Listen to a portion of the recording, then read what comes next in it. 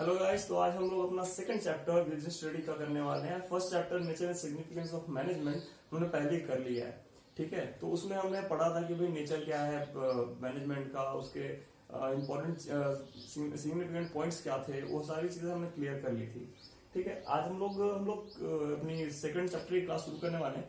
तो इसका नाम है प्रिंसिपल ऑफ मैनेजमेंट, ठीक है, प्रिंसिपल्स ऑफ मैनेजमेंट। तो पहली बात, मैंने यहाँ पे तीन ही चीजें कवर की है इस वीडियो में। पहली बात ये कि प्रिंसिपल किसको बोलते हैं, ठीक है, what is principle, what is principle of management and nature of principle of management, ठीक है। तो फर्स्ट चीज ये है कि प्रिंसिपल क्या होता है। तो प्रिंसिपल क्या है, कोई भी एक फंडामेंटल ट्रूथ है।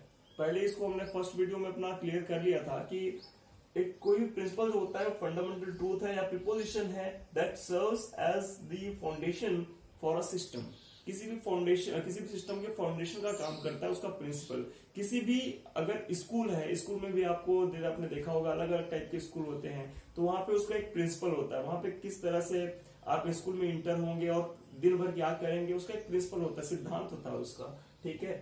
सेकंड चीज ये है कि प्रिंसिपल ऑफ मैनेजमेंट का मतलब क्या है। तो प्रिंसिपल ऑफ मैनेजमेंट देखिए, इसको पढ़ेंगे और इसको पढ़ेंगे, दोनों साथ में क्लियर होगा। तो ध्यान से इसको देखिए, चाहे तो आप इसका नोट्स बना सकते हैं, बहुत अच्छी बात है। Principle of management are general guidelines for managerial decision making and behaviour. Management principles are not as rigid as principle of science, as these deals with human behavior and thus are to be applied creatively given the demand of the situation, ठीक है। तो first point यहां तक हमने behaviour तक पढ़ा। Principle of management are general guideline for managerial decision making and behaviour. तो सीधी सी बात है भाई, जो हम यहाँ पे मैनेजमेंट के प्रिंसिपल पढ़ रहे हैं, तो मैनेजमेंट के प्रिंसिपल कुछ नहीं है, गाइडलाइंस है कि आप किस तरह से लोगों के साथ डील करेंगे, किस तरह से आप मैनेजमेंट के डिसीजन लेंगे। लाइक कोई एक एनजीओ है ना, या एनपीओ है, नॉन प्रॉफिट ऑर्गेनाइजेशन, जैसे स्कूल है, उनका वो अपने प्रिंसिपल में ये बोल सकते हैं कि हम भैया हमको फाइनली ऑब्जेक्ट हमारा प्रॉफिट का अर्न करना है। क्यों? क्योंकि वो प्रॉफिट अर्न करने के लिए नहीं है।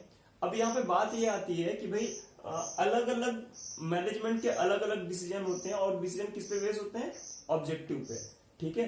तो प्रिंसिपल ऑफ मैनेजमेंट क्या बोलता है कि जो मैनेजमेंट है उसका जो प्रिंसिपल है वो ऐसा होना चाहिए जो फ्लेक्सिबल हो, विच मीन्स रिजिड ना हो। अगर कोई भी रिजिड है, रिजिड का मतलब क्या होता है भाई, अड़ियल, ठीक है। जैसे कि एक आदमी है, वो किसी रास्ते पे जा रहा है, अब वो रास्ते पे गड्ढा हो गया, अब वो बोलता है नहीं मैं इसी रास्ते से जाऊंगा, तो दैट इज नॉट पॉसिबल, ठीक है। साइंस के फंडे कुछ ऐसे ही होते हैं। लाइक अगर आप हाइड्रोजन और ऑक्सीजन को मिक्स करके पानी बनाते हैं, ठीक है, तो आप हाइड्रोजन की जगह कुछ और नहीं ले सकते, ओके। लेकिन मैनेजमेंट में क्रिएटिविटी होती है। आप यहां से ना जाके अगर उधर से जाओगे तो आपको क्या बेनिफिट्स होंगे, ये मैनेजमेंट देखता है, इसलिए उसमें एक्सपेरिमेंट्स बहुत सारे होते रहते हैं, ठीक है। तो okay, nature of principle of management, तो इसमें क्या है, first universal applicability.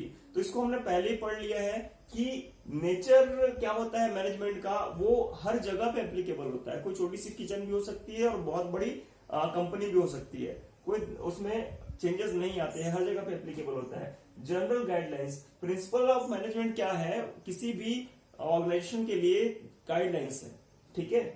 Practice and experimentation, तो मैनेजमेंट क्या है, जैसे कुछ देर पहले मैंने बोला कि भाई मैनेजमेंट कैसे इंप्रूव होता है, जैसे जैसे हम उस पे एक्सपेरिमेंट करते जाते हैं, जैसे जैसे हम उसकी प्रैक्टिस करते जाते हैं, वो इंप्रूव होते जाता है।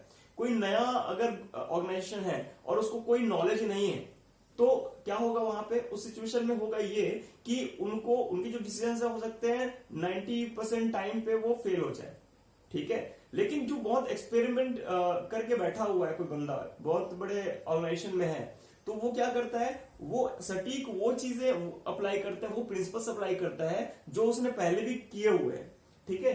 तो उसके प्रैक्टिस और एक्सपेरिमेंट पे बेस होती है, ठीक है।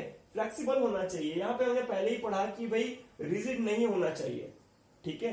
तो क्या होना चाहिए, फ्लेक्सिबल होना चाहिए।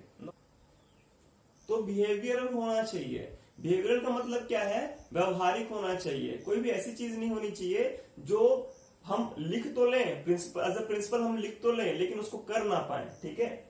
काउज एंड इफेक्ट रिलेशनशिप, तो इसमें क्या होता है कि काउज एंड इफेक्ट रिलेशनशिप होता है। कोई भी कारण होता है और उसका इफेक्ट, ठीक है। लाइक कोई चीज हुई, कोई घटना हुई और उसके इम्पैक्ट क्या क्या हुए, ये चीजें देखना ही प्रिंसिपल ऑफ मैनेजमेंट का काम है। उसके बाद होता है कंटीजेंट। कंटीजेंट का मतलब क्या होता है? कंटीजेंट मतलब होता है भाई कि कोई चीज है जिसकी होने की संभावना है, प्रोबेबिलिटी हमने पढ़ी हुई है क्लास 10th में, ठीक है। तो ये क्या होती है, कोई चीज है और 50% हो भी सकता है, 50% नहीं भी हो सकता है। तो प्रिंसिपल ऑफ मैनेजमेंट किस पे वर्क करता है? 100% फिक्सिटी पे वर्क नहीं करता। कोई फिक्स नहीं है यहाँ पे कि ऐसा ही होगा। हम बिजनेस करने निकले हैं तो यहाँ पे कंटीजेंट है, सारी चीजें कंटीजेंट, हमको प्रॉफिट भी हो सकता है, हमको लॉस भी हो सकते हैं। सेम चीज प्रिंसिपल ऑफ मैनेजमेंट के साथ भी अप्लाई होती है। हमने कोई प्रिंसिपल ऑफ मैनेजमेंट बना दिया तो वो डिपेंड करता है कि सिचुएशन उस पर्टिकुलर टाइम पे क्या है। जैसे हम बोल लेते हैं अभी कोरोना का टाइम चल रहा है, बहुत सारे बिजनेस सेटअप हुए रहे होंगे, है ना, दिसंबर एंड जनवरी में अचानक से कोरोना आ गया। तो सीधी सी बात देखिए यहाँ पे क्या हुआ कि कई लोग के प्लान्स जो पास्ट पे बेस्ड थे, लेकिन अब यहाँ पे 3-3, 4-4 महीने का ऐसा गेप आ गया और वो ह्यूज गेप वो लोग मेंटेन नहीं कर सकते। तो उन्होंने जितना भी प्लान बनाया था, हो सकता है बहुत अच्छा प्लान बनाया हो, लेकिन सारे के सारे प्लान बेकार हो गए। तो ये कंटीजेंट है, सिचुएशन पे बेस्ड होती है। चलिए ठीक है, यहाँ पे 3 क्वेश्चंस का आंसर हमको मिल गया है। इसके बाद की चीजें हम अगले क्लास में करेंगे। Thank you. अगर आपने इसके पहले वाला वीडियो नहीं देखा है तो प्लीज जाके देखिए, मैं डिस्क्रिप्शन में उसका लिंक दे रहा हूँ। Thank you.